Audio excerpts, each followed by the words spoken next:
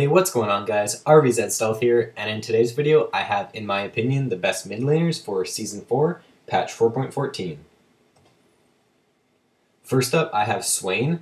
Pros to Swain are he is a good lane bully. He counters a lot of melee champions and he can bully them out of lane pretty hard. He has a really good late game. His ultimate is really strong, especially when paired with Zhonya's, because it can help you regen a lot of health when you're in Zhonya's, and it also does a lot of AoE damage.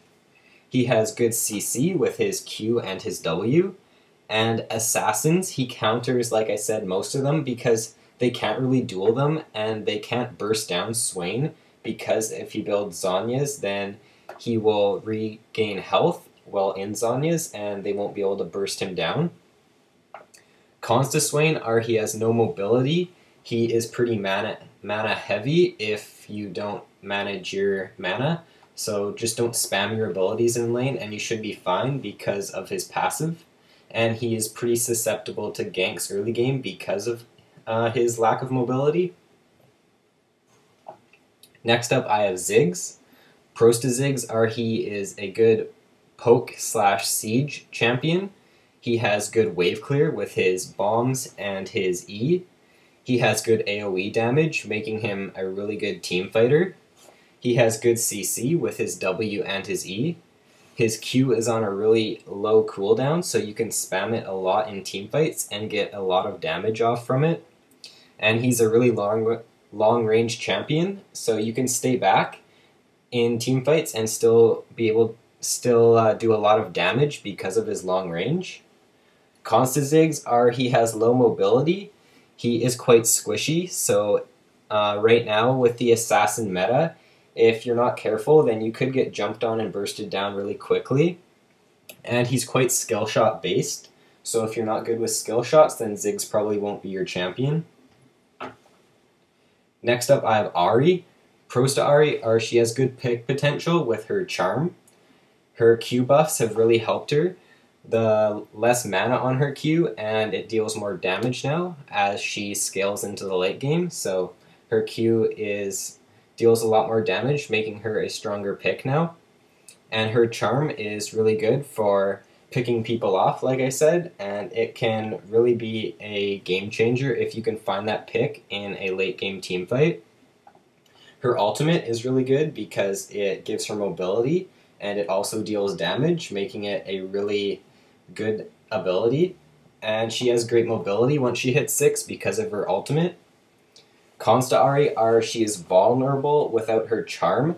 So if you're laning against Ahri and she uses her charm, then that's the time to take advantage of that and jump on her, because she has no way of CCing you, so you'll be able to get all your damage off on her. And she is pretty easy to gank pre-6 because she has no mobility. And she's skill shot based, like Zigz, so if you're not good with skill shots, then probably wouldn't recommend playing Ahri. And because of that, she's a little bit harder to play than most champions. Next up I have Fizz. Pros to Fizz are he has an initiate.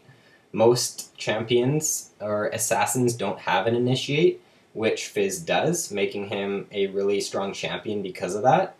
He has good CC with his ultimate and his E. He's got great mobility with his E and his Q.